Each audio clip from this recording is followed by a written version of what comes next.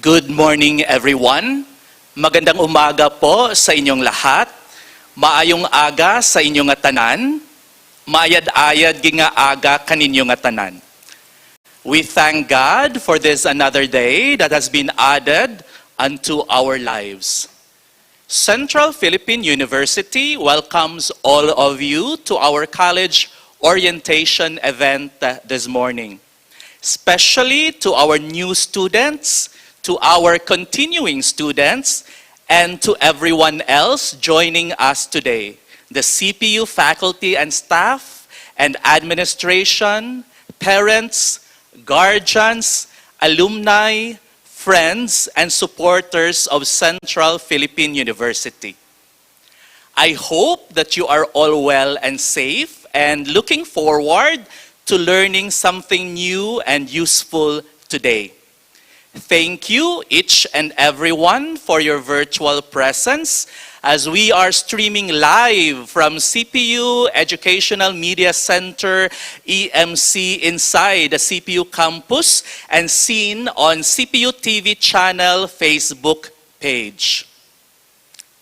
Central, my central, past and present, is the title of our orientation activity this morning.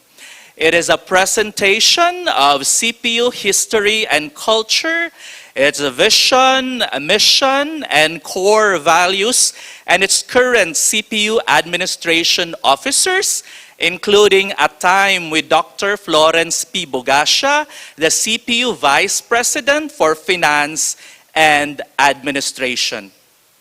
The objectives of the orientation this morning are, number one, to inform new students and review continuing students about the history and culture of Central Philippine University. Number two, to explain the CPU vision and mission statements and core values.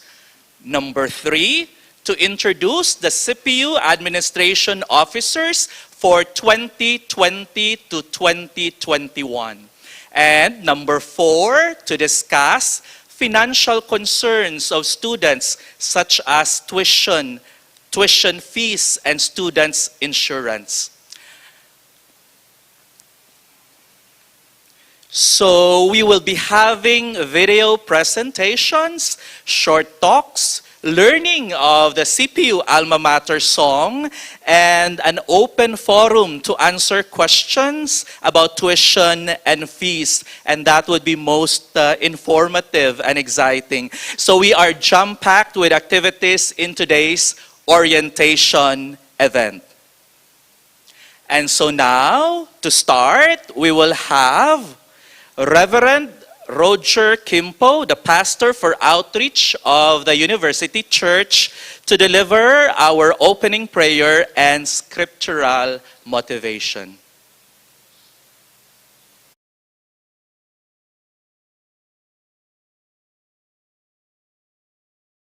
Hello, good morning. The first core value that we are going to study this morning is faith. Well, faith, the act to believing the things God has revealed about Himself and acting on those beliefs. This includes commitment, cooperation, trust, and confidence. Okay, shall we pray? Father, we ask for guidance and understanding as we have this meditation on the importance of faith. I pray, Lord, that you will give us wisdom to truly understand what we are about to study. This is our prayer in Jesus' name. Amen.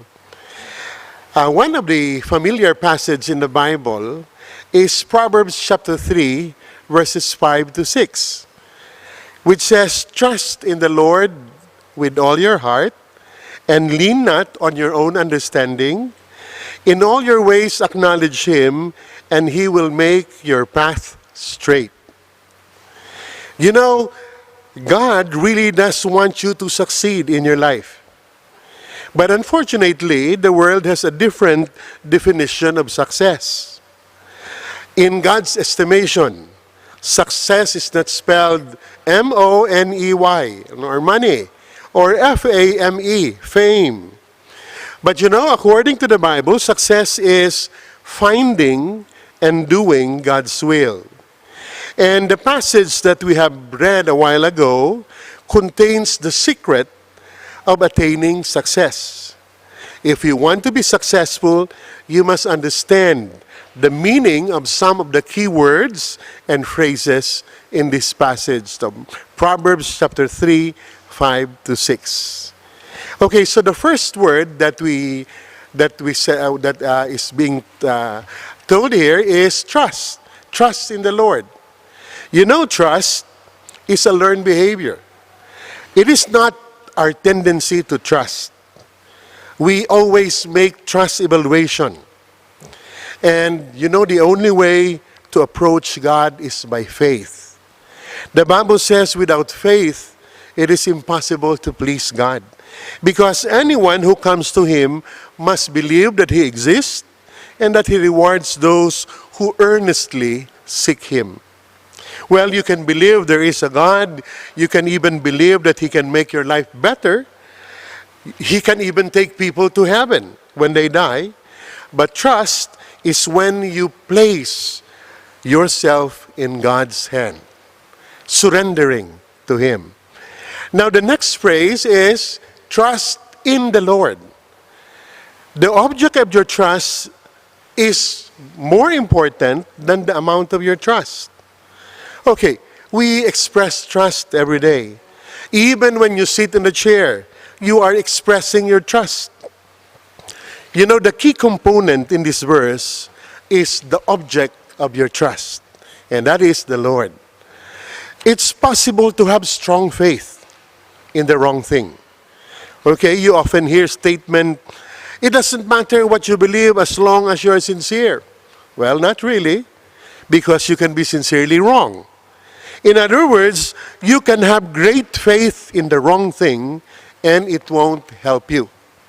But a little faith in the right object of your trust can make all the difference. Jesus said, if you have faith as small as the mustard seed, you can say to this tree, be uprooted and planted in the sea, and it will obey you.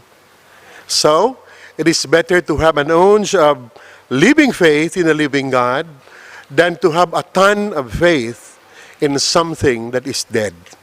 Okay? And then the next phrase here, trust in the Lord with all your heart. Well, God expects your total surrender to Him. Well, you can trust God, but if your trust is experimental or reluctant, it will do you little good. You must be willing to trust God with all your heart. God says in Jeremiah 29:13, you will seek me and find me when you seek me with all your heart.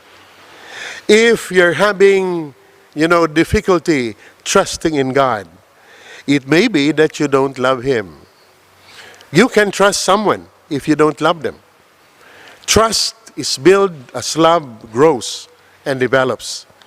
And as you spend time with God, get to know Him, you come to love Him more dearly, and you're able to trust Him more confidently. Here's a beautiful formula if you can try to take note of this. To know Him is to love Him. To love Him is to trust Him. To trust Him is to obey Him. And to obey God is to be a winner. You will be successful. Okay? Well, another phrase here in this passage is, in all your ways acknowledge Him. Surrender is acknowledging the lordship of Jesus over every area of your life. You know, when you trust the Lord with all your heart, you also bring Him into every area of your life. Acknowledge basically means to recognize the presence. The opposite of acknowledge would be to ignore. When Jesus is your Lord, you will recognize His presence with you all the time. His presence will affect the way you live, the way you talk, and you will want to introduce His presence also to others. And then lastly, He will make your path straight. So God's pathway lead to straight blessing. God's pathway leads straight to blessings. In Matthew chapter 7, Jesus said there are two basic pathways in life. There is a broad highway leading to destruction, and many people are on it. But there is also a narrow straight path leading to life eternal, and only few are on it. But within the pathway to eternal life, God has also a special pathway for you, meaning He has a special plan for your life. And my friend, God's pathway for you doesn't lead to misery. It leads to joy. It leads to blessing. In Psalm 16, verse 11, "You have made known to me the path of life. You will fill me with joy in your presence, with eternal pleasures at your right hand." So remember this. God loves you and He wants the very best for you. You can't really trust Him unless you are willing to surrender everything to Him. If you're not sure, for example, of going to heaven when you die today, you need to surrender to God and trust Him for forgiveness.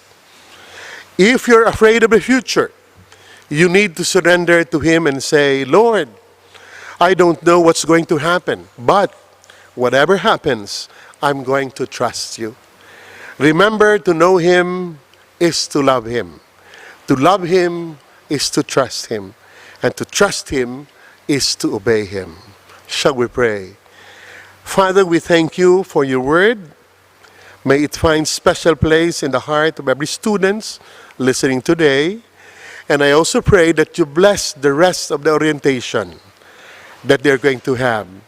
This is our prayer in Jesus' name. Amen.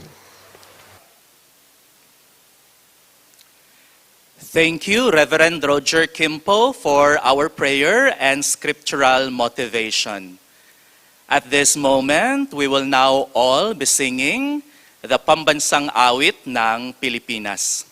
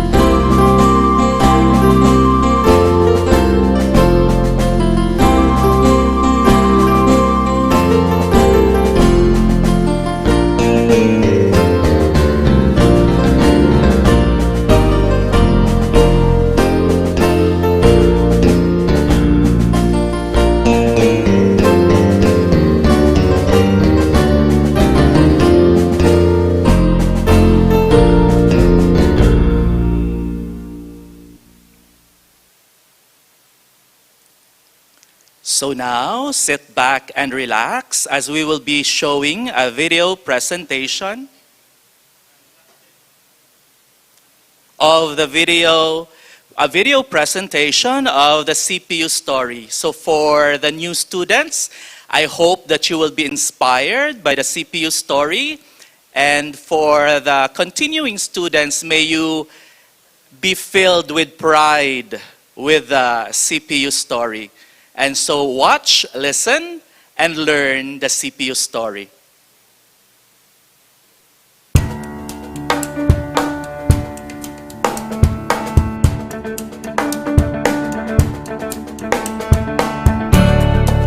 Central Philippine University, globally connected, locally rooted. The university is strategically located at the heart of the Philippines. It is located in Iloilo City, an economically progressive city that is rich in culture and tradition. Central Philippine University ranks among the top universities in the Philippines in the number of tertiary academic programs, accredited Level 3 by the Federation of Accrediting Agencies of the Philippines. The Commission on Higher Education has granted full autonomy status to CPU in cognizance of its committed service through quality education, research, and extension work. Founded in 1905 by missionaries of the American Baptist Foreign Mission Society, Central Philippine University is a university of higher learning that aims to carry out a program of spiritual, intellectual, moral, scientific, technological, cultural training, and allied studies under influences which strengthen Christian faith, build up character, and promote scholarship, research, and community service. CPU is home to quality education that seeks to advance knowledge in fields of discipline that train students to become competent professionals who help boost the economy. Graduates of CPU have become major contributors in the building of the nation and of the world. A dynamic academic environment, Central Philippine University has given students the opportunity to excel in conferences abroad. Internships abroad pave the way for CPU students to know the world, and these opportunities become avenue for them to become more globally competitive. Collaboration with prestigious foreign universities proves CPU's aspiration and effort to make the university globally oriented and connected. Faculty and student exchanges have become avenues in fostering global ties with the world through conferences, cultural immersion, internship programs, short-term study abroad, and many more. This collaboration and international linkages have ensured the spot of CPU in internationalization programs and practices as mandated by the government. At CPU, both foreign and local students enjoy the culture of acceptance and respect. They share experiences that are both beneficial for their learning. Regardless of color, the CPU campus has become a home for many international students in their pursuit of academic degrees abroad. The 24-hectare campus is a veritable community that provides a favorable environment for study, cultural training, professional development, and active lifestyle. All these benefit the entire academic community. The university is a picture of where the old coexists with the modern. Buildings built during the American period are well preserved to honor and revere the founders, the American missionaries, alongside are modern buildings that cater to the technological needs of students for professional and academic advancement. CPU is an academic environment, yet abounds in spots that offer relaxing endeavors. Amenities such as gazebos, parks, and gardens have given the university a more welcoming ambience. With the university president, Dr. Teodoro C. Robles at the helm, and together with Central's competent workforce of faculty and staff, CPU continues to soar high with the academic excellence in keeping up with the vision of exemplary Christian education for life and responsive to the needs of the total person and the world. Central Philippine University will continue to strive for excellence as it ushers in the new era of learning that is connecting the world and the future. Here at Central, students are molded to become better individuals, better citizens, better Christians whose dedication for service to God and humanity encompasses the true Central spirit. Globally connected, locally rooted.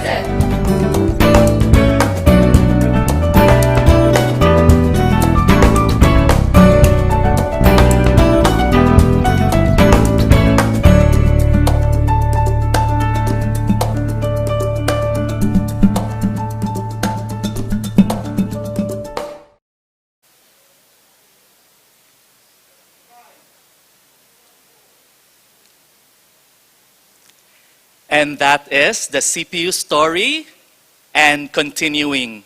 I'm sure that you have learned something new and useful from the video presentation of the CPU story.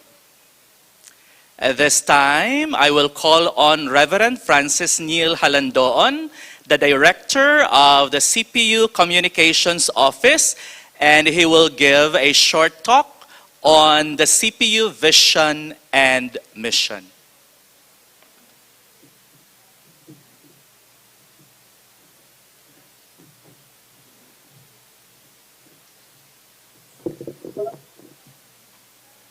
Good morning, everyone. My task for today is to share to you the vision of Central Philippine University and also its mission and the core values of our university. My friends, Central Philippine University believes in Scientia et Fides, or we translate it as science and faith, or for some, they would translate it as knowledge and faith. Now, we believe here at Central Philippine University on this statement. CPU is a Christian educational institution whose philosophy of education is directed toward a search for truth, for the wholeness of life through the creative interaction between science and faith. So my friends, dear students, be rest assured that here at Central Philippine University, Scientia et Fides do not contradict one another, but rather complement each other. As you have seen a while ago, the story of our beginnings, let me share to you a brief story of our beginnings as well. Now, the birth of Central Philippine University is connected with the beginning of the Baptist mission in the Philippines. Now, in 1898, the Reverend Dr. Eric Lund from Sweden, he was a Swedish Baptist missionary, baptized Braulio Manican, a native of Aklan, Panay, in Barcelona, Spain. Manican consequently became the first Filipino Baptist. And the two of them soon planned to undertake mission in the Philippines. While they were waiting for that opportunity, they began translating the Gospels and the Book of Acts into the language of the Ilonggo people, which we call Hiligaynon. So if you have a copy of the Hiligaynon Bible, please be thankful to Manican and to Lund. Now, the two of them eventually arrived in Iloilo in 1900, and they organized the first Baptist church in the country. It is now called the Haro Evangelical Church, and it is situated near Haro Plaza. My friends, they also built two hospitals in Panay Island. The first one is the Iloilo Mission Hospital in 1901 in cooperation with the Presbyterians. And later on, the Capiz Emmanuel Hospital in 1908 in Rojas City, Capiz. They also established schools like the Baptist Missionary Training School in 1904 through the leadership of Anna V. Johnson, and a Baptist home school in Capiz, now known as the Philomer Christian University.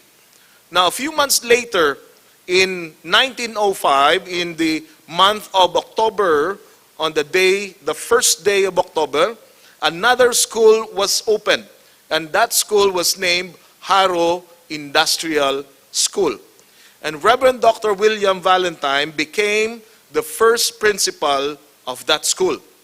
Now, the Haro Industrial School started as an elementary vocational school for boys who worked for their board and tuition. It was the first school in the Philippines to teach that labor is honor. And Valentine said that this is a school that would offer industrial education with a firm base in Christian teachings. My friends, Haro Industrial School is now Central Philippine University. And this year, we will be celebrating our 115 years. Now, let me share to you the vision of Central Philippine University. This is the vision.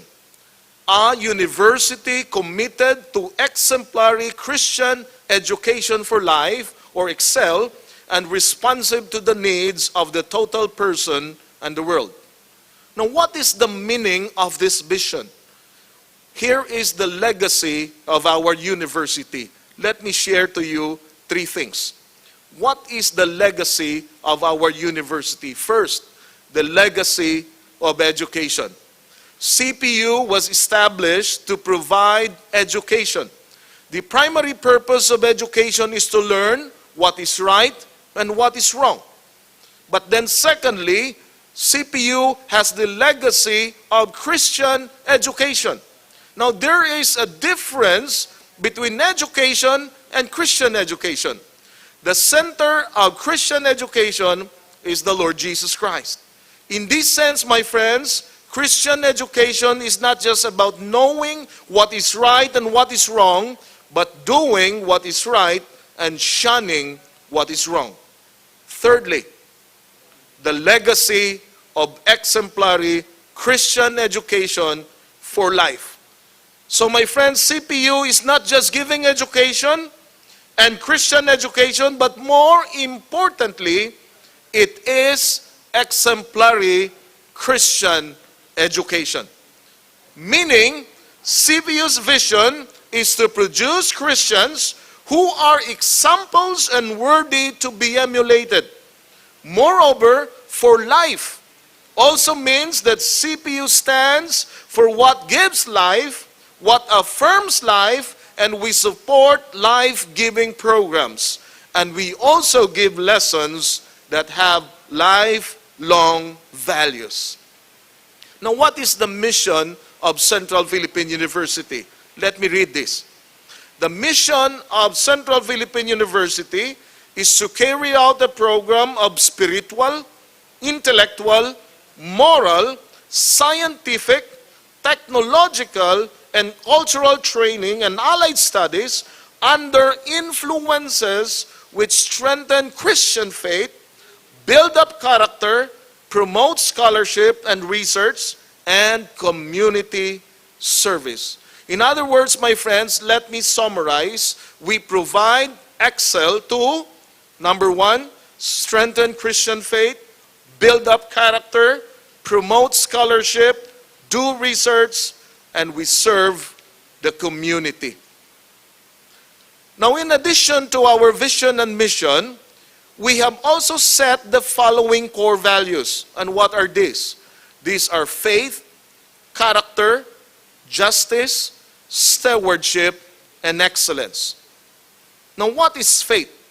If you will visit our website at www.cpu.edu.ph, you can find our core values there, and you can download the booklet, the PDF form in our website. Now, let me go back to the core values. Let me start with faith. What is faith?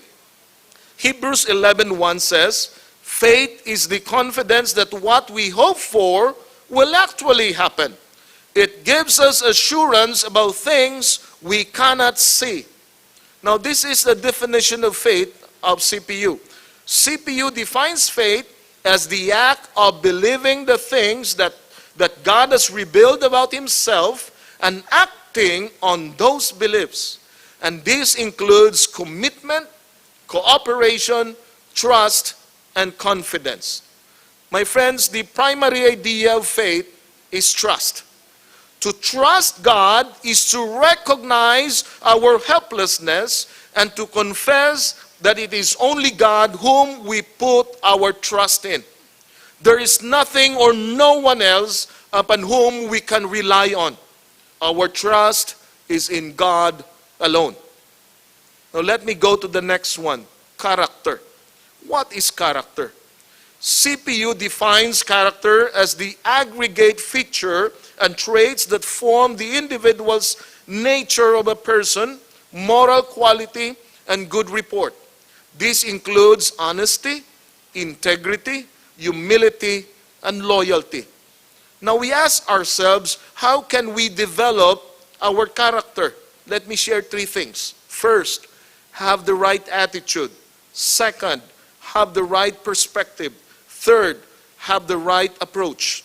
In Romans chapter 5, verse 3 to 4, it says, not only so, but we also glory in our sufferings because we know that suffering produces perseverance.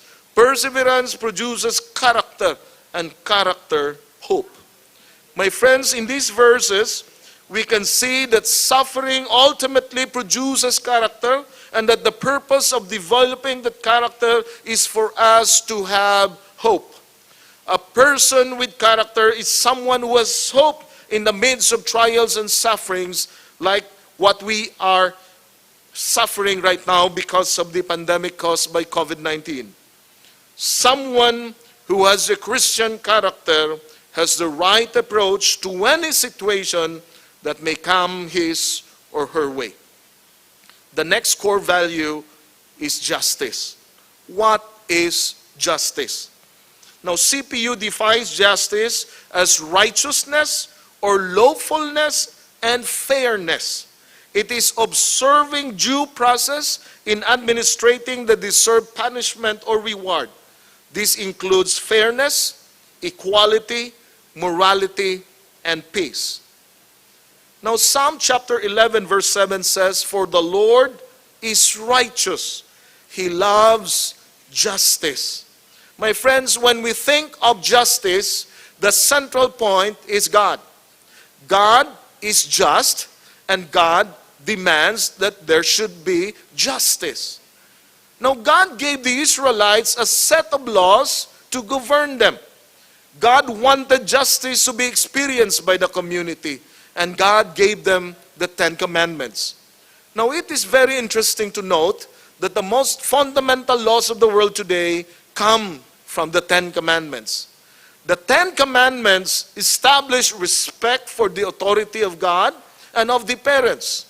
Respect for human rights is also there, such as the commands, "You shall not murder," and "You shall not commit adultery." There's also respect for property rights, like "You shall not steal," "You shall not covet your neighbor's house." So my friends, here at CPU, we believe at the core value of justice. Let's go to the next one, stewardship. What is stewardship? Now, CPU defines stewardship as the proper and responsible management of life, position, possession, and other resources entrusted by God to man. This includes service, accountability, culture, and outreach. Now, stewardship, my friends, can be defined as this way: the careful and responsible management of something entrusted to us. Now, theologically speaking, it means that everything that we have belongs to God, and we are to manage it for God's glory and purpose. Now, in studying the parable of the talents in Matthew 25:14-30, we can arrive at this biblical definition of stewardship. Biblical stewardship is the faithful management of resources entrusted to us by the owner, and that is God, to a servant, with the accountability to put the resources to work in order to gain more and share more, thus giving joy to the owner. And the owner is God. My friends, we believe here at CPU on stewardship. Now, the last core value is excellence. What is excellence? Now, CPU defines excellence as the highly commendable quality or feature of a person's worth and or deeds. This includes competence, technology, scholarship, and research. Now, since the inception of this university, the culture of excellence has been nurtured and propagated. It should be remembered that the vision of the university is summarized in one word: excel. But more than the ranking and the accreditation that CPU has received, the school has chosen to anchor its perspective on excellence on what Paul wrote in Philippians chapter 4, verse 8. And let me end with this. Finally, brothers and sisters, whatever is true, whatever is noble, whatever is right, whatever is pure, whatever is lovely, whatever is admirable, if anything is excellent or praiseworthy, think about such things. My friends, I hope that today you have learned the vision, the mission, and the core values of Central Philippine University. Welcome to Central Philippine University. May God bless us all.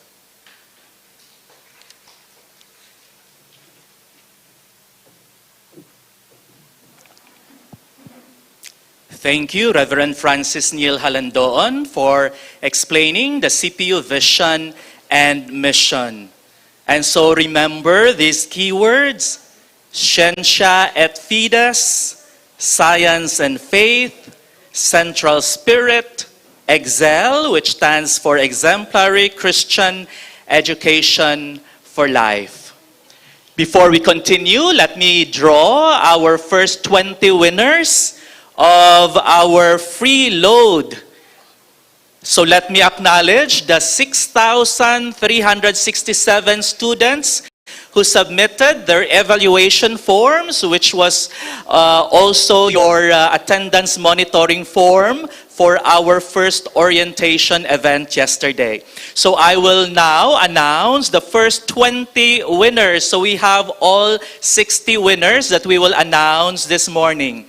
So let me announce the first set of 20 winners. We have Maika Ella Guzman, Pharmacy; Abigail Kusay, BSMLS; JJ Samantha Pukaan, Accountancy; Shaina Patricia Crucero de la Peña, Nursing; Kemsi Pialogo, Pharmacy; Maridel Guarez, CE; Ivy Sacapaño, CHE; Nika Janelle Caseño Descalzota, BSTM; Jonas Carl Heduspan, ABP SPA; Crizan Joyce Pural, Nursing; Yancy Bonete, Education; Yusuf Agakan Musa, Mechanical Engineering; Dave Jucades, Nursing; Glyza Fulay, BSBA Financial Management; Kate Nicole Estrevo, ABP SPA; Stephanie Cabico,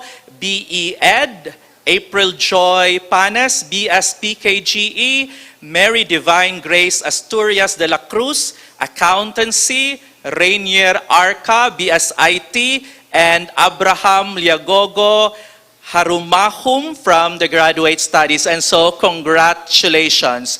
And so you will receive a congratulatory and confirmatory test from the Office of the Vice President for Student Affairs before you will receive your added load.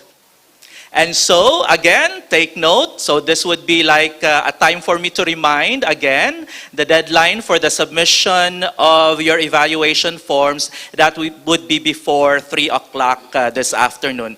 And we will draw again winners from today's orientation event based on your submitted evaluation forms. Next activity now is the learning of the CPU Alma Mater song. And so this time, let me call on Ma'am Krista Huyong, the coordinator of the Cultural Affairs Office, to teach our new and fresh students and refresh our old and continuing students the CPU Alma Mater song. So good morning. Today, we are going to learn the CPU Alma Mater song entitled Central, My Central. Just a little background. The tune was adapted from a folk song entitled How Can I Leave Thee? And this was arranged into a song by Dr. Francis Howard Rose, one of the American Baptist missionaries who established CPU. The lyrics are original, and this was written by Dr. Homobono Agiling, a former faculty of CPU way back in 1922. Now, I believe that you can never say that you are a true Centralian if you do not know how to sing your alma mater song. Agree? Okay, so now today, you will start learning the song. And for those of you who are familiar with the song, please sing along with me. And for those who are not, well, as I've said, now is the time for you to learn. So here goes. Don't worry, the lyrics will be flashed on the screen.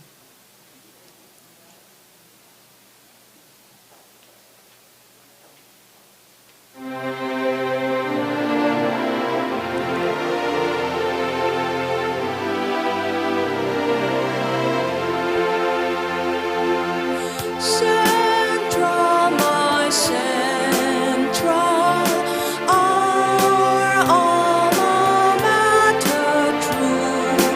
Our praise will sing to you day after day. We'll keep thine honor dear. Save thee from every fear. Thy name we will revere when far away. Central, my central, loved, honored be thy name, and everywhere the same, through north and south. May thou forever stand, renowned in every land, supreme in heart and hand. We love thee best.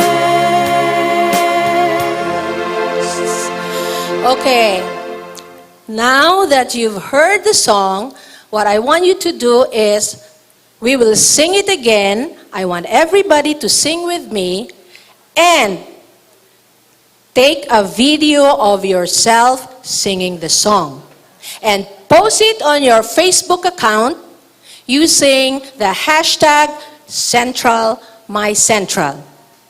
Okay? So let's give it a few seconds. Are we ready? Are you ready?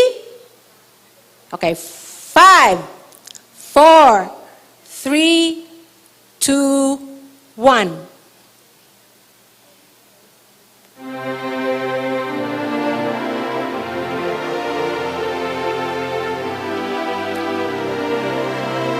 Okay, sing. Central, my central, our alma mater true. Our praise will sing to you day after day. We'll keep thine honor dear. Save thee from every fear. Thy name we will revere when far away. Central, my central, loved, honored be thy name, and everywhere the same, through north and south. May thou forever stand, renowned in every land, supreme in heart and hand. We love thee best. Okay, so don't forget, post it on your Facebook and I will check on it. Okay? Welcome to CPU.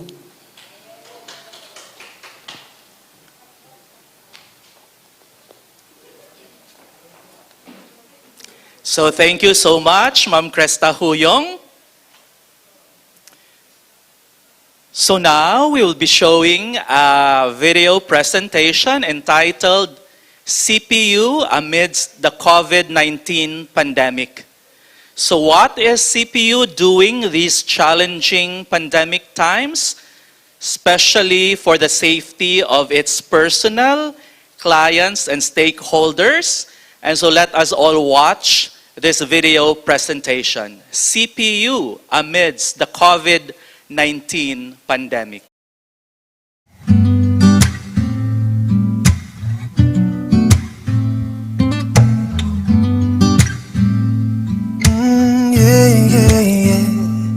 There's a place in your heart, and I know that it is love. And this place could be much brighter than tomorrow. And if you really try, you find there's no need to cry. In this place, you feel there's no hurt of sorrow. Yeah. There are ways to get there if you care enough for the living. To make a little space, to make a better place, and heal the world, and make it a better place, for you and for me and the entire human race. There are people dying, if you care enough for the living. Let's make a better place for you and for me.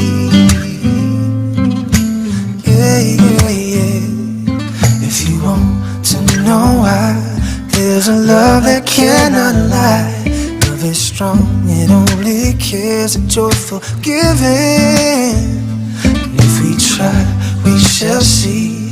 In this bliss we cannot feel. If we will dread, we stop existing and start living. And it feels that always love's enough for us growing, to make a better world. Oh, make a better place, and heal the world, and make it a better place, for you and for me and the entire human race. There are people dying, if you care enough for the living. Let's make a better place for you and for me.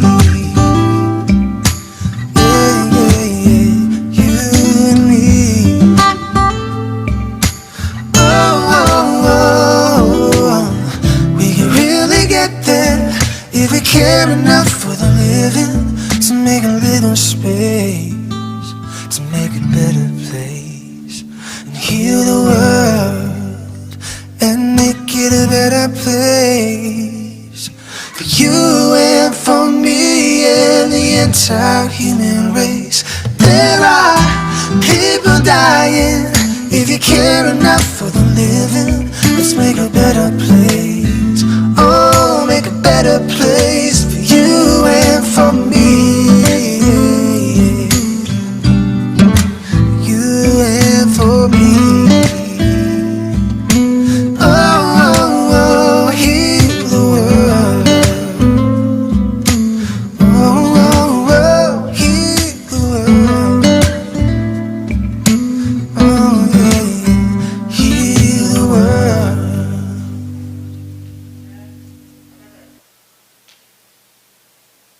And so that was our video presentation, CPU amidst the COVID-19 pandemic.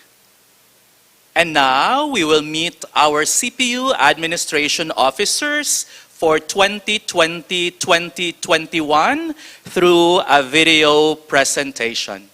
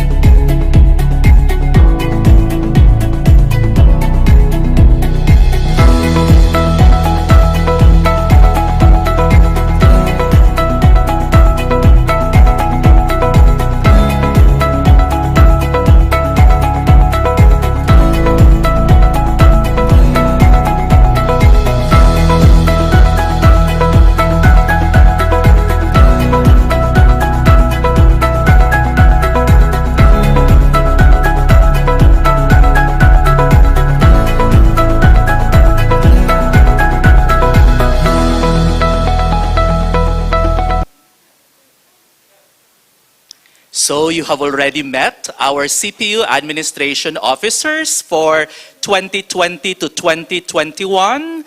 They will be our leaders and captains who will steer and guide our ship through pandemic seas and times. We trust, support, and pray for all of them. This time, I will now announce 20 more winners of our free load. Our next 20 winners, congratulations Kyle Kenneth Tongson, BSMR, Rodane Glidion Abapo, BS Pharmacy, Yeda Khalil Villavicencio, BS RT, Maria Divina Alaisa Yasay, Psychology, Mary Claire Bermel, BSBA, Riza Ronali Tumulak, Juris Doctor, Joseph Daklis, BSME, Blessy Esmao, Bachelor of Early Childhood Education, Angela Joy Nortega, Bachelor of Science in Social Work, Rachel May Subade, Nursing, John Rowan Arca, BSBMIC, Kevin Joseph Bolaños, BSMLS, Cristana Angela Servatos, MedTech, Giro Gratuito, CHE, Stephanie Kikoy Pielago, Bachelor of Science in Nursing, Charin Padillo Simora, Accountancy, Ace Christian Mitra, BSIT, Arian Denise Halike, BS Ed, Jose Cristituto Kimpo, ECE, and Rema Angela Bulatao, Nursing. Congratulations! So again, you will receive a congratulatory and confirmatory text from the Office of the Vice President for Student Affairs. And now, let me call on the Vice President for Finance and Administration of Central Philippine University, Dr. Florence P. Pugasha, to talk on student concerns on tuition and fees. Good morning, everyone. Welcome to Central Philippine University. And at this time, I'd like to share with you areas of our finances. And I know there are a lot of queries regarding this. So as I present, hopefully we would be able to address your concerns. So I'll start. For our tuition fees, I'd like to reiterate that no tuition fee increase for incoming students. That's from Kinder 1, Grade 1, Grade 7, Grade 11, first year college, first year postgraduate. That means those who are taking the masteral and their doctorate, first year law, first year medicine, and fourth year medicine students. No tuition fee increase for incoming students. For continuing students, you have the same tuition fee from the time you started in your respective level. Meaning to say, last year, you are in grade 1. You have the same tuition fee now that you're in grade 2. For college students, when you started last year, or let us say 2 years ago, for those third year, your tuition fee when you started on your first year is still the same tuition fee per unit you have now that you are on your third year. Okay, that's what we call locked in. How about on our miscellaneous fees? Okay, which I know there are a lot of queries and questions on it. So, yeah, I'll give you a summary of the miscellaneous fees on a per level basis. We have already reduced our miscellaneous fees compared with the previous year. Okay, but right now, as per approval of our university president and as approval also with the Board of Trustees, so I'll be presenting to you the current fees that we're having right now, current miscellaneous fees, and the adjusted miscellaneous fees. I'll go one by one so that I would be able to address concerns you have. So this is for the kindergarten. So I'll be presenting on a per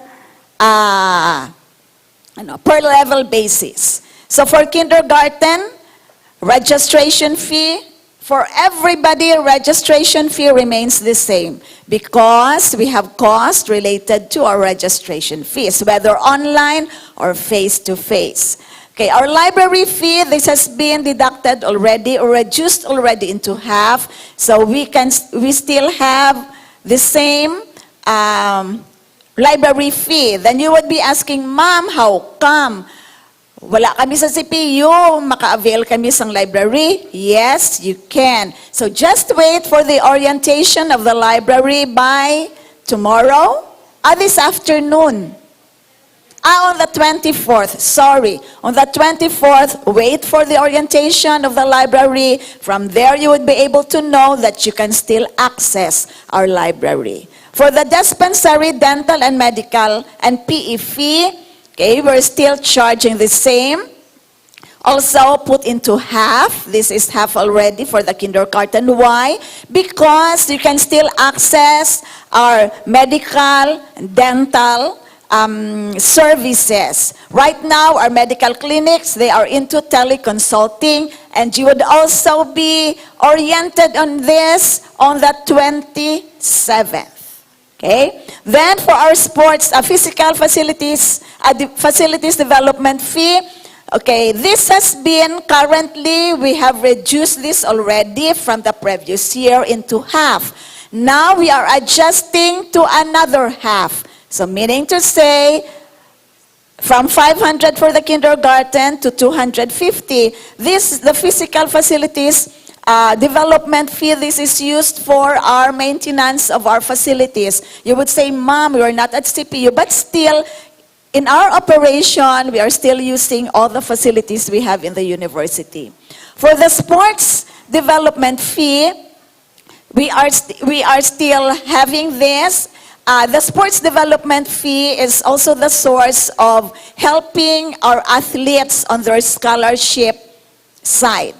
Okay, on their scholarship. Though it's not the total scholarship, the sports development fee could not fully absorb the scholarship of our athletes.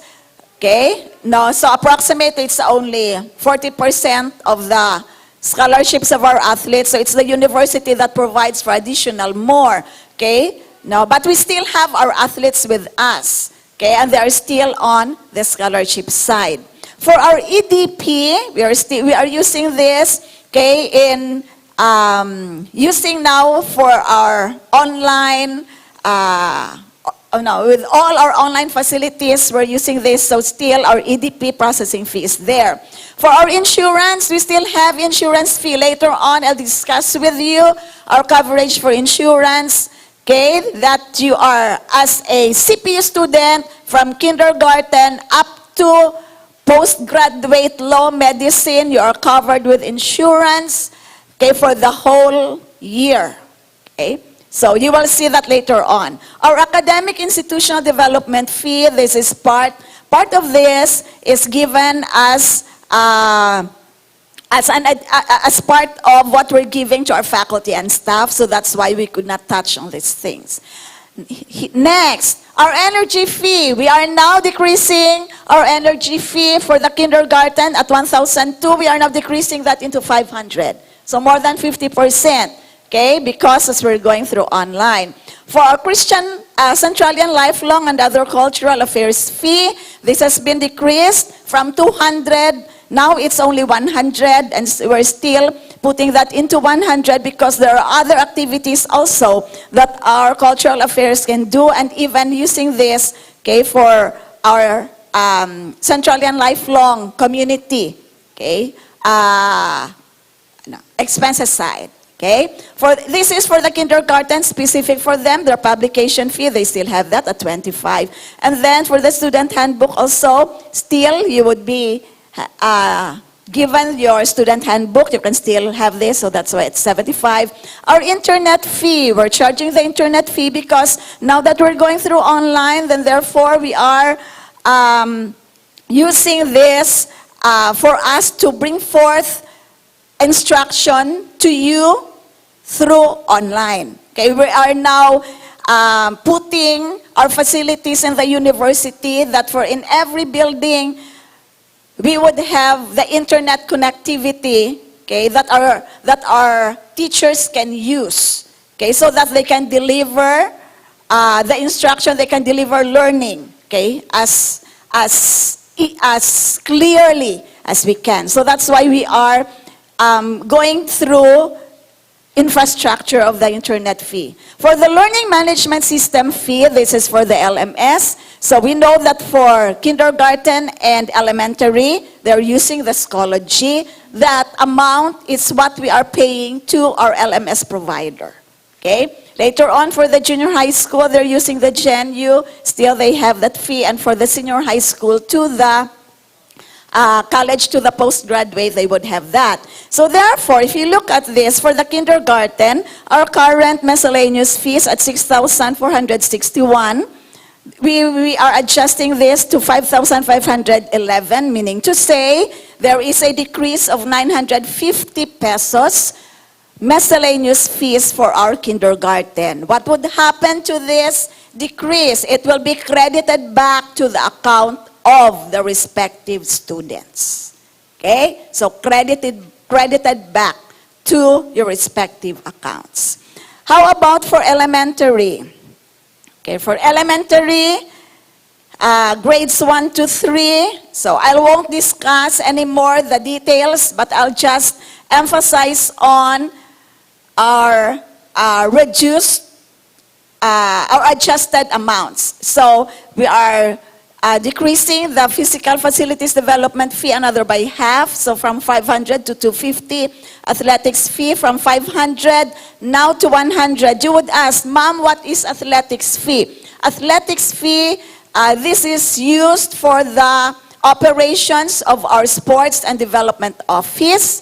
Okay, so that's why we're reducing that into 100 only for the whole year for the elementary, because as we are now going through online, so trainings of our athletes, it's still put on hold. So therefore, it's only for the operations of the sports and development office. So they have operations, so we are reducing that amount. Okay, then for the energy fee, same thing. We are reducing our energy fee by 700 to 500. So for the elementary, okay, the decrease is 1,350. That would be credited also to the accounts of the students.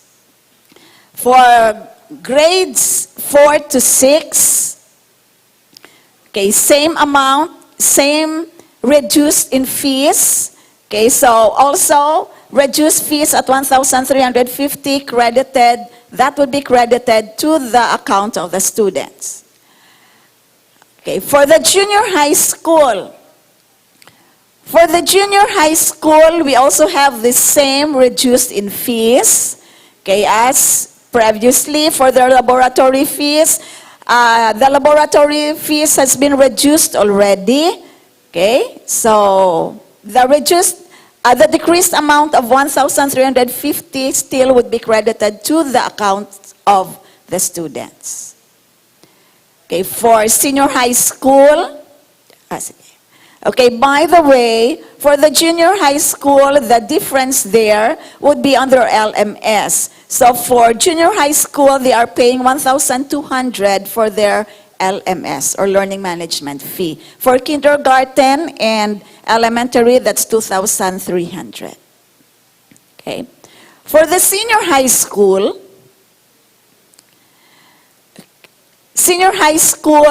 we are also decreasing. This is on a per semester basis. So this is for the first semester. So we are decreasing the physical facilities development fee by half. The athletics fee, currently charged at 250, would be decreased only to 50 pesos. Then the energy fee at 600 would now be decreased to 250, even lower than what CPUR has asked us to lower down our energy fee. Then for the outreach fee, we are now no, we will not be charging now the outreach fees. We're getting the 50. Previously, that's 100. Then we decreased by 50, and now we're putting it off for first semester. So for the senior high school, the decrease in the miscellaneous fees would be at 725 pesos, which would now also be, which would be credited back to the accounts of the students. Okay, for our college students, okay, first year incoming.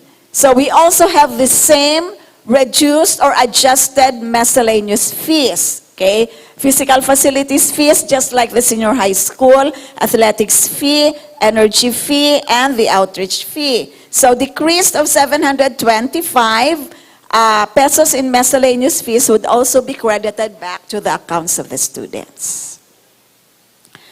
Okay? Then, for those continuing students, collegiate from second year to fifth year. Okay, what are the fees that we have reduced? One is the clinical laboratory fee. We have reduced this before, so we are reducing this and taking this, putting this on hold again. Though you know that there were colleges who have already gone through their physical exam, right? And then you had your clinical laboratories already. So we have incurred expenses already, but our president says, sige lang, we'll just put that on hold for the first semester. So if the government would allow us to see you face-to-face on the second sem, then maybe that's the time that we can do the charging for the clinical laboratory fee. But for the first semester, it's now put on hold. Okay? So therefore, for the second year up to fifth year, the difference is 1,075 pesos, and that would be credited back to the accounts of those students. Then we'll go for those masteral students, okay, taking their masteral program, so still the same. Okay, amount of 725 pesos decrease in their miscellaneous fees would now be credited back also to their accounts. By the way, from senior high school up to the senior high school, college, and graduate school, law, medicine, we would be using the LMS Canvas, okay? And the charge is 1,000 pesos. That's good for the whole semester. So we're charging that only for this first semester because we have to pay it before the first semester ends. But the coverage is 1 whole year, meaning to say on your second semester, you will not be charged with LMS anymore. Okay? Then for our doctorate program, still, we would be decreasing 725 pesos for their miscellaneous fees. Okay? Same thing with the College of Law. Okay? At 725 pesos decrease. And for the College of Medicine, for first year to third year, there is a decrease of 1,325 due to all those decreases in miscellaneous fees and also for their clinical laboratory fee, which we are now putting on hold on the first semester. So total amount of decrease for medicine for first year to third year is 1,325. And for the fourth year, a decrease of 975 pesos, okay, because they are now on their internship, so no more library fee, okay, for them. So we are decreasing that by 975, which all of these decreases in our miscellaneous fees would now be credited back to the individual accounts of the students. But we will do this after the enrollment the enrollment time. Okay, so please don't expect that tomorrow makredit na ha. Give us time, please. So, but we are promising you that we will do the crediting back to your respective accounts after the enrollment time. Okay? So hopefully, I have addressed your concerns on miscellaneous fees. Okay, next. So about our tuition and fees payments. Okay?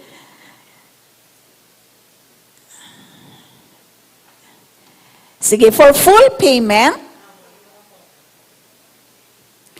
on cash basis, where you can pay in the university or in our payment centers, we're giving a 10% discount on tuition. Tuition lang ha, not on miscellaneous fees, based on tuition. Okay, if you are paying through credit card, a 5% discount based on tuition. Now, remember this, students. Students can also avail of the cash discount if additional payment is done or if full payment has been done on or before the first day of class as per school calendar. We started class yesterday. No, so sorry lang sa subong, cannot be na. Okay? But we have, for those continuing students, I've been emphasizing this. Let us say, if you only did an installment payment, you only had a down payment, okay, when you at the time when you enrolled. So, and if you would like to avail of our cash discount, then you can pay the full amount on or before the first day of class. So, okay. I'd like to emphasize that. On the next semesters, please take note and consider that. How about our installment payment? For our installment payment, our down payment for college, our down payment is 6,000. That's also same with senior high school up to college. Whatever is your course, our down payment is 6,000. Then you would say, ma'am, those 6,200 man, the 200 is for your college fee. Okay? But the down payment is at 6,000. How are you going to pay the remaining balance? Okay, remaining balance would be paid. Right now we are having the scheme of paying on a monthly basis. Okay? So, encouraging you para daw hindi mapugat paying on a monthly basis. So, on September, this coming September, okay, we are asking you to pay 25% of your remaining balance. So, example, if your total tuition and fees is 18,000, then you had a down payment of 6,000. Therefore, your remaining balance is 12,000. The 12,000, 25% of that, how much is 25%? That's 3,000, would be paid on September. That's where we have our prelim exam. Okay? Prelim exam is September 29, 30, October 1. Okay? So, 25%. Next, on October, please pay the additional 25%. So meaning to say, another 3,000 on October. Then on November, please pay another 25% or another 3,000, which would now be our midterm exam. Midterm exam is November 9, 10, 11. Bala. No? So, expected that on your midterm exam, you would now be able to pay, okay, 75% of your remaining balance. Then, for the final exam, please pay the full amount, at another 25% at full amount for you for the final exam already. So, mas mamalamagan ang inisya nga scheme. Okay? No, that you can do your installment. Then you would ask, ma'am, pwede man na nga dito kami sa October kung maalangan October hindi ko kabayad pero sa November dito ko mabayad sang remaining 50 pwede kid. Basta as long pag midterm you have already paid, okay, the 75% of your remaining balance. Okay, next. Where can you pay? Okay? You can pay at the university. Right now, we are accepting payments, walk-in, no, at the promenade. Okay? So, then, you can also pay from at SM Bills Payment. Currently, only at SM here in Iloilo. So, SM Bills Payment including Save More, Hypermarket. So, you can pay Save More in Santa Barbara, Save More, SM at GT Mall Pavia, at Takasharo, at Hypermarket. No, basta may SM within the Iloilo side, Iloilo lang, no? So, you can pay through it. And I know there are a lot of you who are paying through SM Bills Payment. Then you can also pay through Palawan Pawn Shop, okay, which, based on our treasury, okay, there are a lot of you paying through Palawan. Okay? Now, you are availing most of this. So, you can pay through Palawan. This is now nationwide. Okay? So, wherever you are, Luzon, Visayas, Mindanao, you can pay through Palawan. Then, you can also pay through our bank payments from at BDO, PNB, BPI, UCPB, Metro Bank, and Land Bank. Okay? For the details, for Metro Bank, okay, you can pay in Haro or in any Metro Bank, okay, with our savings account in Haro. So I won't go through this, no, savings account. So that would be Metro Bank in Haro. So you have the SWIFT code. Then from Banco de Oro, you can also pay through our Isnart, Haro, and General Luna, the branches they have. You can pay through it or from any Banco de Oro branch, okay, as long as you're using or paying any of this savings account we have. Or from UCPB Haro, okay, you can also pay through this. This is now the new one. You can also pay through PNB Bills Payment. Okay, any PNB, you can go and then you can pay through Bills Payment. Okay, so for company name, you write Central Philippine University. For the reference number, you write your student ID number with dash. Kaya mo nang aton nga set up with the PNB nga bills payment with dash gida. So example is 02-1560-15. And then payer's name would be student name. Or you can also pay or do the deposit at PNB. So we have savings account at Hitchanova, Haro, and Isnart. Okay? Or you can pay through the BPI. Okay? Any BPI account with any BPI bank, I mean with our account number for peso, for the current account, and for dollar. Okay? You can pay through it. Okay, with the SWIFT code and all this. So all these payment centers you can access through our website on the payment options. So all this, it's there. Okay?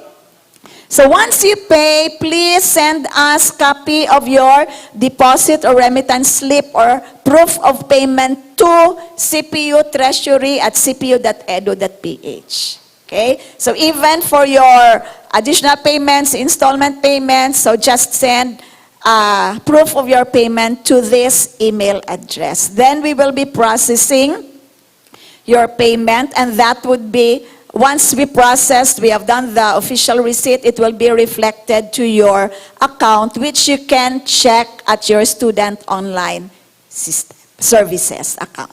Okay? Right now, we are also going through online using the PayMaya. Okay? We are in the final stage of the integration. We will be announcing this walkthrough of how you will be able to use the PayMaya. Later on, we will be posting this. So this will be accessed through your student online services. But we are now into it. Okay? Medyo technical pang side subong, no? Gina-finalize siya. That we would be able, that you can access and use the PayMaya portal. Okay? Hopefully within the week, it would be up. Okay, next, I'd like to discuss on family discount. Okay, because I have read queries, can we still avail a family discount even if online? Of course, yes. Okay, so who can avail the family discount? Okay, when 2 or more students of the same parents are enrolled in high school, starting junior high school, senior high school, and college at the same time, let us say on this first semester or in this school year, except for postgraduate law and medicine. Okay, a discount is allowed only on the tuition fees. Then you would ask, Ma'am, how about ang elementary? We have separated the elementary side. So if there are 2 or more students of the same parents enrolled in elementary, they can also avail of a family discount.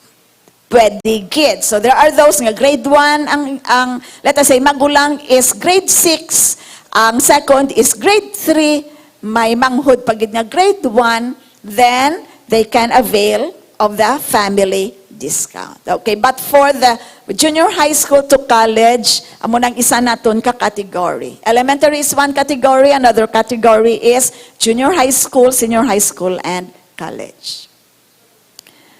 Okay? Adult students who have independent incomes or who have become independent because of marriage do not qualify for this discount.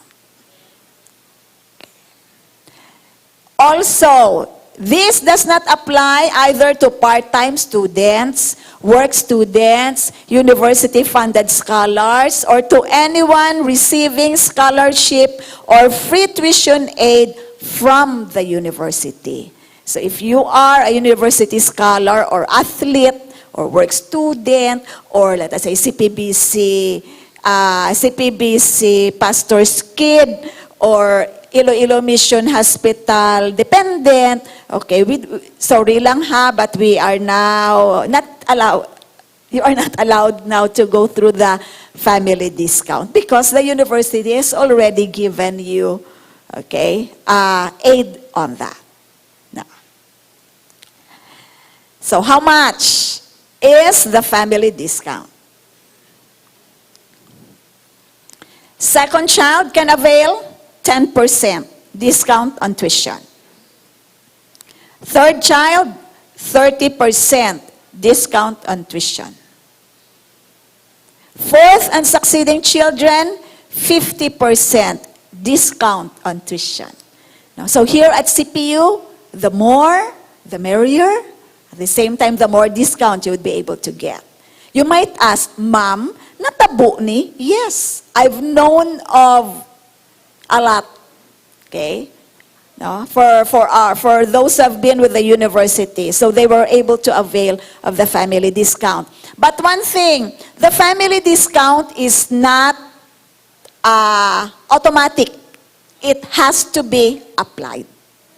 Okay? It has to be applied because it has to be validated, verified by the accounting people. Okay, so how? How are you going to apply now that it's online? The application form is already posted at our CPU website, okay? At the announcements and events section.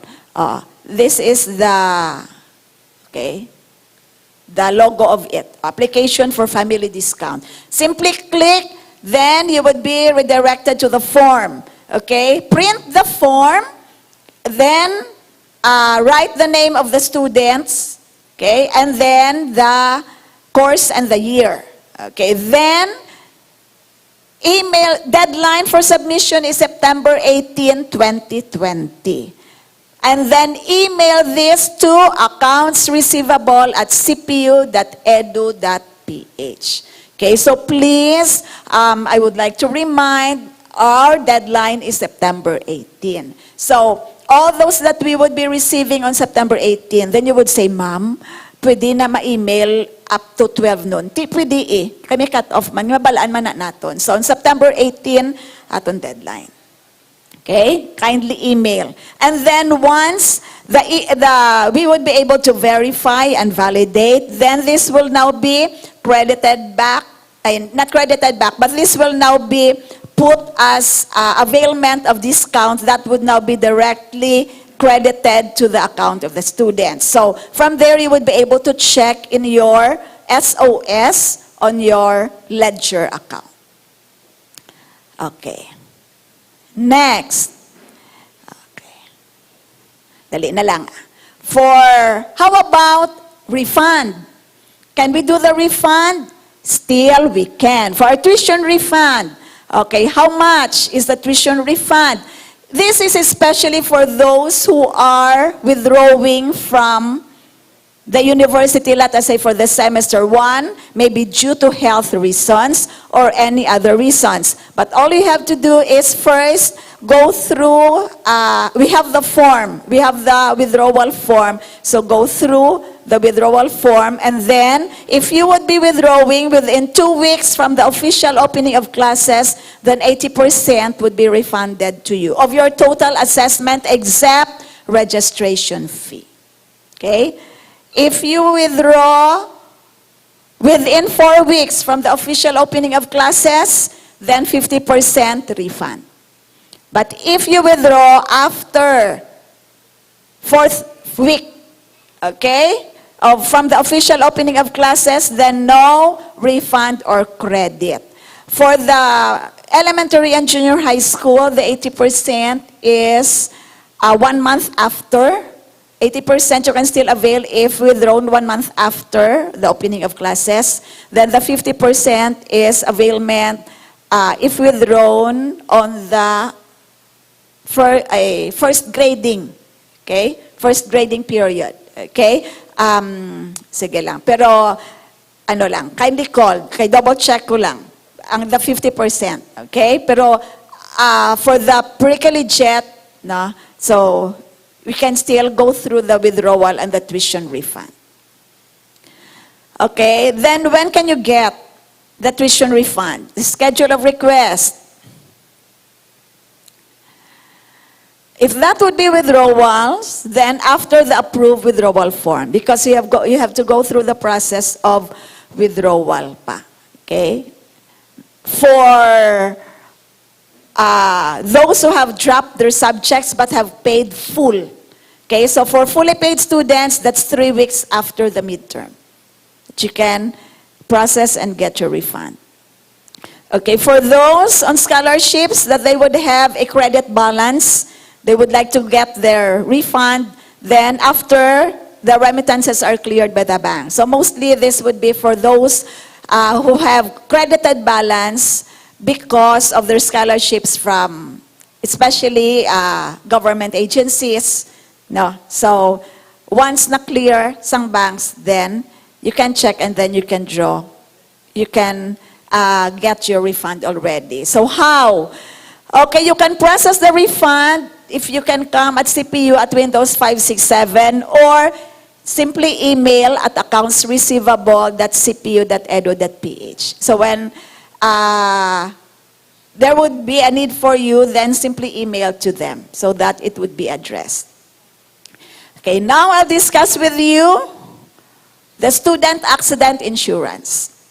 As I have said, all students of Central Philippine University, all students are insured. Okay, with the payment of 85 pesos. Now, what would be the coverage? So our coverage is from July 1, 2020 to June 30, 2021. Then you would say, Ma'am, nga July 1, kay nag-summer class kita. Sang July na. So, ang summer naton nasulod na sa aton coverage subong. Okay? So, what would be, how much insurance do we have? So, the claims. For those, okay, who have accidental death or disablement, so the maximum amount is 115,000 insurance with a payment of 85 pesos. Knock on wood. No, but we don't want you. Any one of us, we don't want. Okay? But in case of, okay? Then you would ask, Ma'am, may naka-avail na? Yes, may naka-avail na.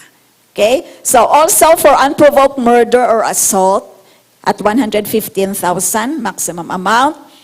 For accidental medical reimbursement, Okay, let us say accidentally or you did, accident happened. So either vehicular or whatsoever kinds of accidents, lang including murder and assault. So may medical reimbursement of 13,500. Okay? So in case, knock on wood lang, no? That someone that our student dies because of accident insurance. So there's still an additional accident burial expense benefit of 17,500. Okay, this one I would like to emphasize. Our insurance gives a cash allowance while we are admitted or confined at the hospital due to accident injuries for a maximum of 31 days in a year at 450 pesos per day. Okay? Then, there is that ambulance allowance of 1,200. Let us say, if you would be charged, no, so pwede na siya ma-include sa reimbursement. And for the fire assistance per person at 3,200, maximum of 5 persons per incident. So you would ask, ma'am, what if nasunugan, kag 10 kami nga nag-process sang reimbursement. So the total of 3,002 times 5, i-divide na siya into 10, then that's the amount that would be given individually to the 10 persons. Another one, another emphasis. So the cash allowance is not only you were hospitalized or admitted because of accident. No. But it also includes you were hospitalized because of natural sickness. So kung na-hospitalize ka kay bangod, nagmasakit ka, sample lang, na pneumonia, na-hospitalized, then still you can avail of the cash allowance of 450 pesos per day, maximum of 31 days in a year. Okay, that's only for a payment of 85 pesos. Okay, scope of coverage. Coverage is 24/7. Okay, 24 hours, 365 days a year, anywhere in the world, during business or pleasure. So even right now, if you are in Palawan, okay, still you are covered. Wherever you are, covered siya. Okay, even not related to school, covered siya. Okay, so it's also covered motorcycling, including, let us say, you had an accident because you rode in tricycle, habal-habal, tricycle, motorcycle, habal-habal, included na siya. Okay? Or while riding as a passenger in any sea vessel or commercial airline on a regularly scheduled flight, covered. For military personnel who are presently enrolled at the university and who met an accident during the term of the policy, they're also covered. For ROTC cadets while doing exercises outside the school and were mistakenly ambushed, they're also covered. Or met an accident, covered siya. Accident due to natural calamities such as earthquake, typhoons, flood, and volcanic eruption, covered. Suffocation by smoke or poisonous fumes, it's also covered. Animal bites and insect bites. Animal bites, bitten by the dog, bitten by the cat, covered siya. Okay? Even if you are not hospitalized, covered siya. But for insect bites, including mosquitoes, for dengue, it will only be covered. You can only avail of the cash allowance once you are hospitalized or admitted. Okay? Accidental poisoning and drowning, it's covered. And this also offers free coverage for all teaching and non-teaching personnel of the school, including regular and casual employees. Okay, so all our employees, it's also covered by this accident insurance. So what are the requirements? Now they have lessened the requirements. No need of getting the accident, the form. No more form that previously you are getting and you are letting the doctor sign. No, as of the moment, no need of having that. But instead, all you have to do is send the original medical certificate, original GID. Hindi pwede email, hindi pwede scan. Okay? Then the original statement of account from the hospital. If you're hospitalized, original statement of account from the hospital with, emphasize ko, date of admission and date of discharge. Because this would now be the basis for them to count how many days were you hospitalized. That's where they would now be multiplying by the cash allowance of 450 pesos per day. So that's important. And a photocopy of the school ID. Okay, for accident. So for accident, requirements would be original official receipts of the expenses, original, because this is for reimbursement side. Okay? Then original medical certificate, original certificate of account from the hospital if you are hospitalized or admitted, with the date of admission and date of discharge, and incident report of the accident. Okay, this is the additional requirement. Okay, if vehicular accident must be with police blotter.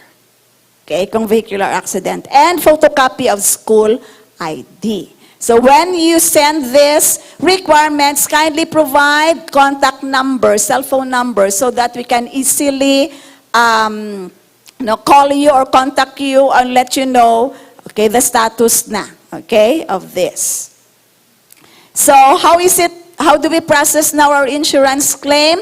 So send through mail, because hindi pwedeng email. Okay, because original. They're asking for the original. So send through mail all requirements within 30 days from the date of accident or confinement to my office. No, so to me, to Dr. Florence Bogascia, Vice President for Finance and Administration, Central Philippine University, or Iloilo City. Or you can call us, follow up the phone number 329-0108. So with that, I'm rest assured that we are looking into your welfare. So even with this insurance, okay, and based on experience, a lot of our students already are availing of such insurance. Okay, so because here we would like to also keep you safe as we care for you. So with that, thank you for listening. Hope you were not bored. Hope bugtaw pa kamuha. Okay, and if you have questions, I would be ready and delighted to answer the questions you have. So thank you very much. Good morning, everyone, and God bless you. So thank you so much, our Vice President for Finance and Administration, Dr. Florence P. Bogascia. And so now we will proceed directly to our open forum, to our question and answer. So may I request VP Dr. Florence P. Bogascia to occupy or to sit on our sofa. And may I also request Prime Minister John Pudadera from the CPU Republic to please join to assist in the open forum. Thank you, sir. And so many, I think, of the questions that you submitted. So let me acknowledge, by the way, all who have posted and submitted their questions in the online college orientation 2020, using the online college orientation 2020 forum question form. So we have collected all your questions and we have grouped together the questions, and we have now prepared the questions related to our topic this morning. So let me just join the two of our friends here for our open forum.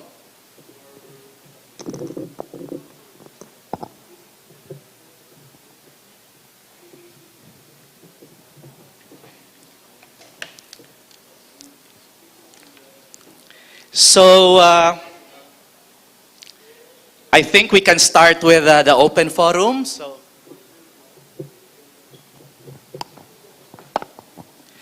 thank you. So maayong aga Mampoy and maayong aga Jan. And so sa aton nga open forum, so let's make this less formal and more casual lang kita. Okay, Sir Bern. So let me shoot, and Mampoy, may I Yes, request sir. that you answer the question straight and direct to the point. Okay? Yes, sir. So our first warm-up question. Hello, is there any other way for our tuition to be lessened since the first SEM is full online class. And if I may add, follow-up question, paano kung mag-full kami bayad sa second semester sang tuition kag miscellaneous fees may ara payahan ina discount? And many other questions related to them. So, in summary, the question would be, how will the students save, reduce, or be given discount on their tuition and fees? May ara bala hack or may ara bala strategy nga magnubo ang ilabayad sa tuition and fees? Okay, sige Sir Bernie, I'll answer the first question. May decrease sa aton tuition. Tuition lang anay ha. So, for our tuition as I have presented, no increase in the tuition fee for incoming students. And for continuing students, you still have the same amount of tuition fee you have when you enter the university. So, example, for the college students, you are now on your third year. Your tuition fee when you enter on your first year is 638 pesos per sem. Right now, it's still the same, 638 pesos per sem. Per unit, I mean. Okay? So, 638 pesos per unit. So, still the same tuition fee, okay, per unit. Okay? The other is, if you would enroll on the second semester, may discount? Yes, of course. Basta, second sem ka ma-enroll nga senior high school kag college. Okay? Hindi man pwedeng elementary kag junior high school, no? So, college naton, may ara gid Japon. Okay, you can still avail of the cash discount if you will be paying in full. Okay, and kung may family discount, you can still avail of the family discount. Okay, on your tuition. Strategy of, as we have decreased already our miscellaneous fees, so strategy is, we are encouraging you to pay monthly so that it will not be huge amount kung mag-pay ka nga on a per exam basis. Okay? Or you can even pay, hambal ka man, pwede ka pay weekly, pwede, gid. Okay? Or bi-monthly, pwede, gid. I have known of one student before. He was paying on a weekly basis.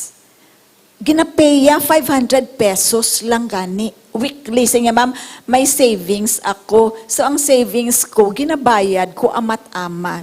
So until pag-abot sa end of the semester, nakabayad gid siya. Okay, so these are the schemes that you can do that anytime you would like to pay, you can pay. Okay, thank you so much, Ma'am Poy. Another lingering and very recurring question is this one.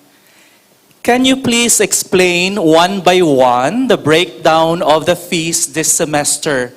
And why do we still have to pay them when we're not using any school facility and won't be needing any since we're doing online classes? Example, athletics and sports fees, energy fee, internet fee, library fee, dental and medical fee, lab fee, council fee, development fee, accident insurance fee, and so on and so forth. Okay. As I have presented, okay, I did the one by one already. No? So what is this fee for? Okay. We are still charging miscellaneous fees. We have reduced and even we have eliminated some fees, which we know would not be used on this semester. Okay, but we also have reduced. Then you would say, Ma'am, why are we still paying reduced energy fee? Still because we are using this in the operation of the university. No, so we are just like now, we are using these facilities in the university, which there would still be a need for the energy fee. That's why we have reduced it already, okay, because we know that students are online, so it's on a reduced fee. No, so that's why we have adjusted other fees already.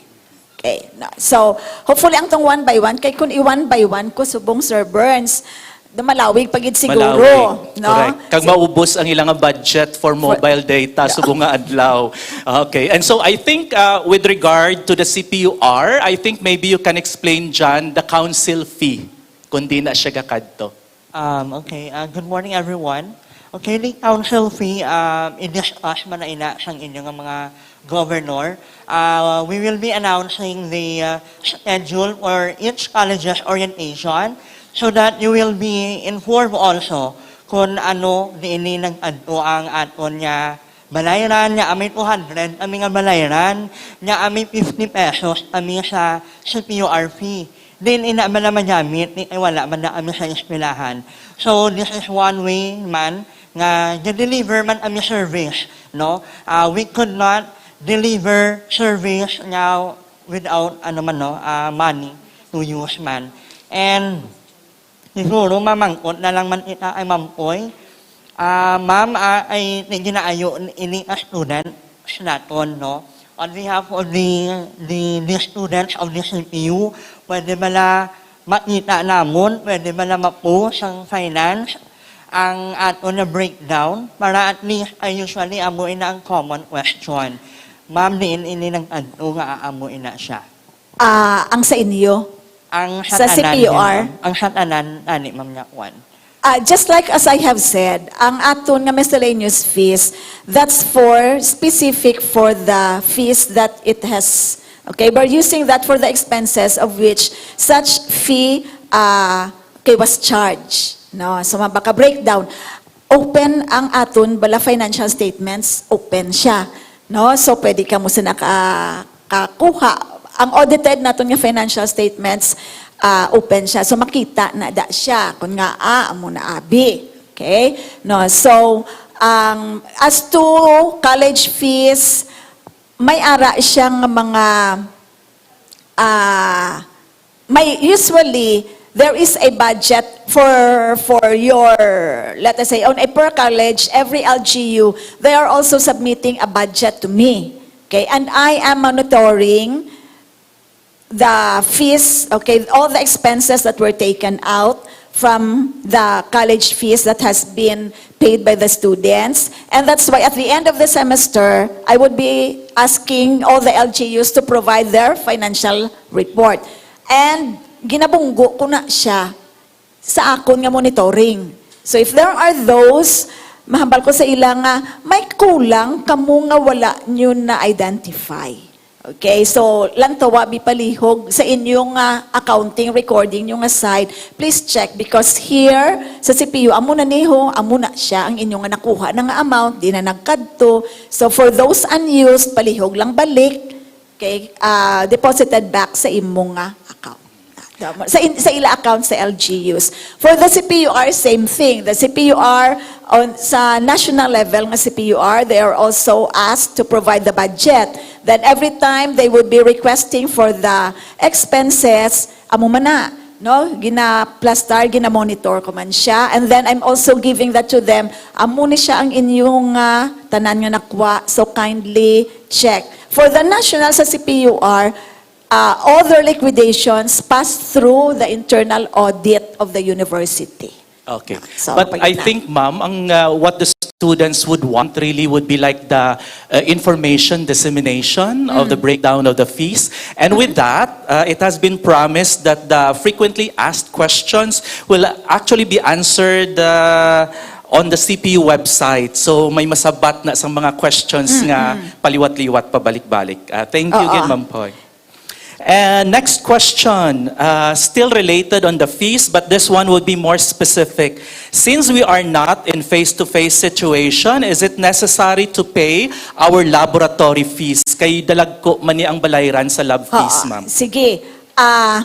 No, I was not able to put in my presentation the laboratory fees, but the university has already announced if that, as we are going through full online for this first semester, that those laboratory fees, okay, that could not be used, it will be credited back. Okay, still credited back to the account of the students. But mostly for laboratory fees, the recommendation comes from their respective departments or colleges. Okay, we have already receive, let us say, from the CCS, we have already received that it's now full online, so these are the fees that would be charged, or there are those that they have eliminated, laboratory fees that they have eliminated, so it will be credited back, okay, to the accounts of the students, because we are still waiting for other colleges to give that to us because it's in their jurisdiction. Kaya sila, Mr. Burns, ang kabalo kung ano ni ang obrahon, kung up to what extent ang may laboratory, pila ang magamit nila sa laboratory fees. So on our end, when we receive that, then that's the time that we could credit back to the accounts of the students. Okay, thank you Sige. so much. And then another group of questions would be related to the mode of payment. So can you kindly review and enumerate ang mga mode of payments natin, Ma'am Poy? Sige, so mode of payments natin, you can pay diri, no, kung pwede ka kadto. Okay, 21 years and above lang ha, and not more than 60. Pwede ka kadto. Kagka-pay directly diri. Second is, you can pay through SM bills payment, you can pay through Palawan, you can pay through the banks, UCPB, BDO, BPI, PNB, Metro Bank, okay? And later on, you can pay through Paymaya. Okay. Thank you, Ma'am Poy. And then group of questions related to the outstanding balance. Will it be added to my account for the second semester related to their balance? Your outstanding balance, it's a running balance.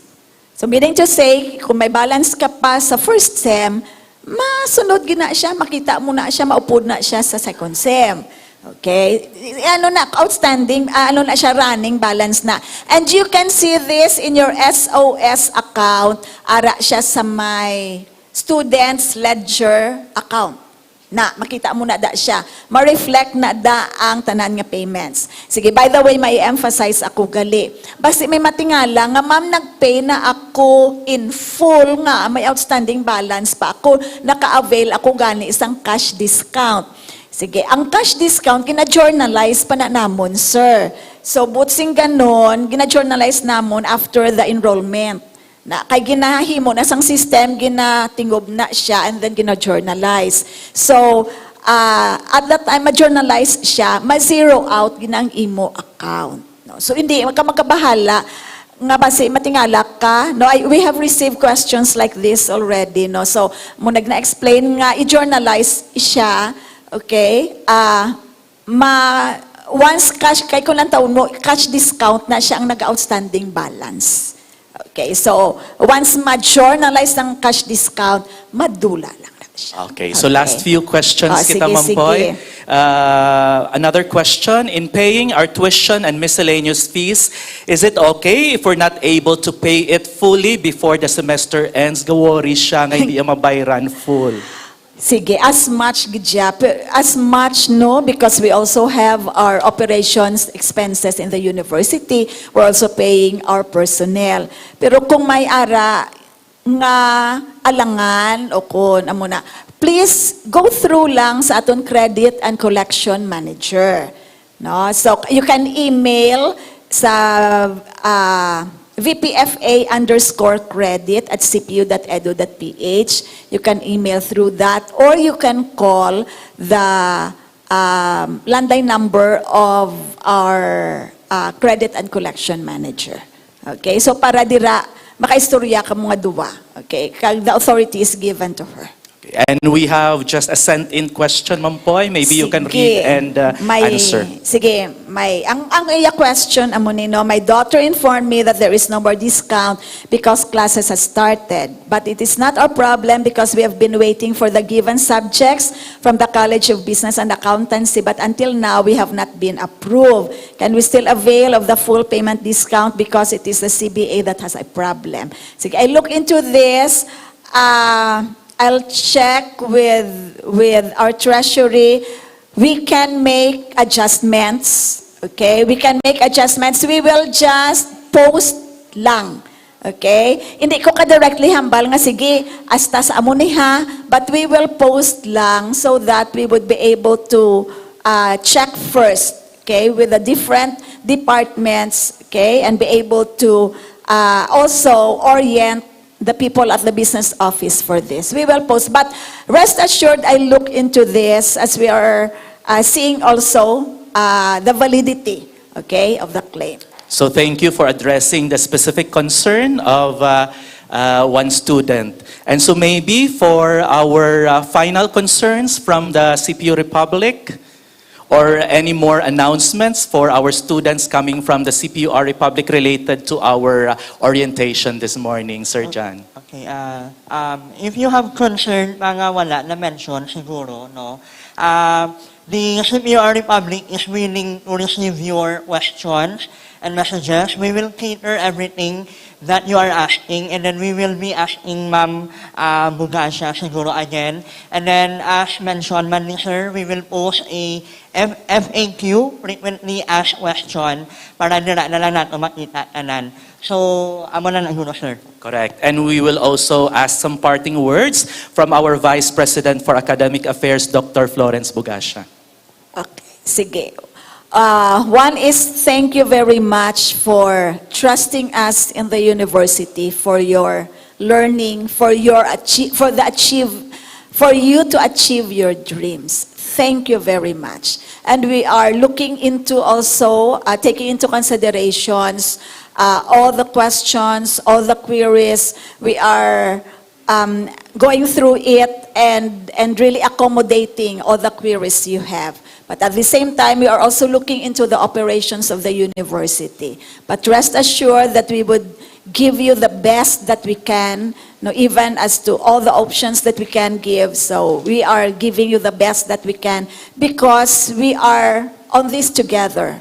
God, I would always believe that God has called each one of us, okay, bringing us together here in the university for His glory and for His honor. For us in the administration side to serve the students, okay, and the faculty and staff, for our students, for them to achieve their dreams, for our faculty, for them to be an instrument of the Lord to fulfill, okay, the dreams of our students, and for the staff, for us to support in achieving what the Lord has planned for every life of our students and for the university itself. So one more thing, thank you very much. And I would just say the Lord bless you and keep you and make His face shine upon you. Thank you, everybody. Thank you so much. And so thank you, Prime Minister John Pudadera from the CPUR, and of course, our resource person, Vice President for Academic Affairs, Dr. Florence P. Bugasha. And that ends our open forum this morning. And so let me just finally announce our last set of winners. As we finally close our orientation event this morning. Last set of winners, Ninia Regel Neri from Psychology, Cindy Octavio from Nursing, Jamie Lou Camille Larson from Accountancy, Hayana Espinosa from Nursing, Aubrey Len Bailon, BSENT, Charmaine Grace Sarmiento, BSBA, Alan Jade Hamerlan, Tourism, Management, Ryan Salvador, CHE, Jello Marie Chanilio, BSBA, Achille Nicole Sale, BSMLS, Shaila Marie Lopez, Psychology, Jerly Songkuya, Bachelor of Science in Special Education, Krisha Lay Paglumutan, Pharmacy, Lily Grace Ngalongalo, BSTM, Lori May Adorante, Bachelor of Theology, John Mesias Trabasas, Nursing, Brendan Gabriel Tugbang, Mechanical Engineering, Tricia Cabadon, Pharmacy, and Acel Faye Saculo, Computer Science, Juan Nicolo Alfonso Hapilenya, BSMLS. Congratulations, you have just won mobile data load. And so let me remind again, for the monitoring of your attendance, deadline would be 3 p.m. for the submission of your forms. And let me just announce our next event. Our next event, orientation event, would be on August 24. And that would be all about the CPU online library services. And so with that, we say... And so with that, we end our orientation event today. So stay safe, stay healthy, stay home, stay obedient to health and safety protocols for COVID-19, and stay online for first semester school year 2020-21. God bless everyone, and thank you.